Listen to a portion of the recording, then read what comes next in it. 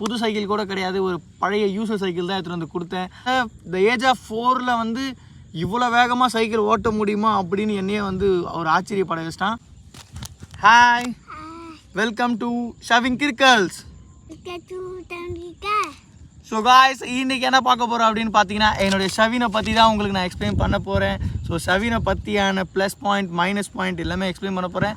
எப்படி இந்த plus point வந்ததுன்னு உங்களுக்கு கண்டிப்பாக சொல்கிறேன். ஸோ இதே மாதிரி இந்த குவாலிட்டிஸ்லாம் உங்களுடைய பையனுக்கோ இல்லை ஃப்ரெண்டோட பையனுக்கோ இல்லை உங்கள் பொண்ணுக்கோ வரணும் அப்படின்னு நினச்சிங்கன்னா, பிடிச்சிருந்தா இந்த மாதிரி ட்ரை பண்ணி இந்த குவாலிட்டிஸ் நீங்கள் வளர்த்துக்கோங்க.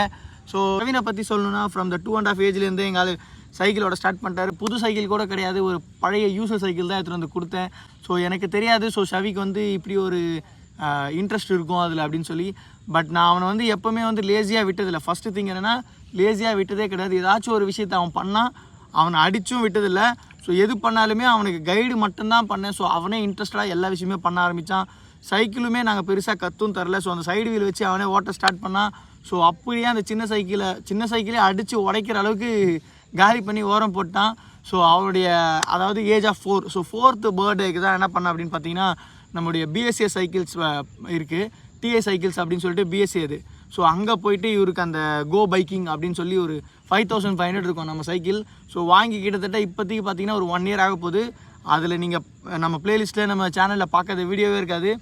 அந்த அளவுக்கு அதை அடின்னு அடித்து உடச்சிட்டான். இருந்தாலும் அந்த சைக்கிள் சூப்பராக தான் இருக்குது. ஸோ ஃப்ரம் ஏஜ் ஆஃப் 4ல் அந்த சைக்கிள் நான் வாங்கி கிஃப்ட் பண்ணேன். ஸோ அவனுக்கு அது பெரிய சர்ப்ரைஸாக ஆகிடுச்சு அந்த சைக்கிளை பார்த்தோன்னே. ஸோ அவனோட இன்ட்ரெஸ்ட்டும் ரொம்ப அதிகமாக இருந்தது அதில்.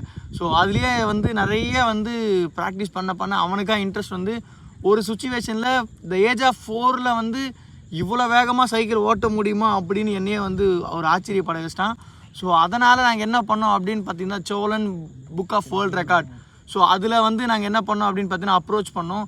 ஸோ அவங்க எங்களுடைய குவாலிட்டிஸ் அண்ட் அந்த மெஷர்மெண்ட்ஸ் இது எல்லாத்தையும் ப்ராப்பராக அனாலிசிஸ் பண்ணி ஒரு டீம் வச்சு ஸோ எங்களை வந்து ஒரு ஷவினை வந்து ஒரு சூப்பரான ஒரு ரெக்கார்டு அதை வந்து பண்ணுறதுக்கு கொஞ்சம் ஹெல்ப் பண்ணாங்க. ஸோ அதே மாதிரி அவங்களுடைய ஃபுல் கைட்லைன்ஸ் அண்ட் அவங்களுடைய ஃபுல் என்ன சொல்கிறது எல்லாத்தையுமே கிராஸ் செக் பண்ணி ப்ராப்பராக பண்ணுறாங்களா இல்லையா எல்லா மெஷர்மெண்ட்டும் பார்த்து ஸோ கரெக்டாக பார்த்தீங்கன்னா ஒரு 500 meter fastest cycle world record அப்படின்னு சொல்லி நாங்கள் சோழன் புக் ஆஃப் வேர்ல்ட் ரெக்கார்டில் நம்ம பதிவு பண்ணோம். ஸோ அந்த வீடியோவும் நம்மளுடைய சேனல் ப்ளேலிஸ்ட்டில் இருக்குது. ஸோ இது நம்மளோட ஷவினுடைய பார்ட் 1 வச்சுக்கலாம். ஸோ நெக்ஸ்ட் பார்ட் 2 வீடியோவில் அதுக்கு அடுத்த குவாலிட்டிஸ்லாம் நான் வந்து சொல்கிறேன். ஸோ இதில் ஃபஸ்ட்டு மேஜராக நீங்கள் ஃபாலோ பண்ண வேண்டிய குவாலிட்டி என்னென்னா, நம்ம பசங்களை அடிக்கவே கூடாது. அவங்க என்ன பண்ணாலும் தப்பாக பண்ணால் மட்டும் கரெக்டாக பண்ண சொல்லி கைட் பண்ணால் போதும், எதையுமே ஸ்டாப் பண்ணாதீங்க. ஓகே, வீடியோ பிடிச்சிருந்தா லைக் பண்ணுங்கள், ஷேர் பண்ணுங்கள், மறக்காமல் நம்ம சேனலை ஃபஸ்ட் டைம் பார்த்தா சப்ஸ்கிரைப் பண்ணுங்கள். Thank you all. தேங்க்யூ சொல்லிட்டேன்.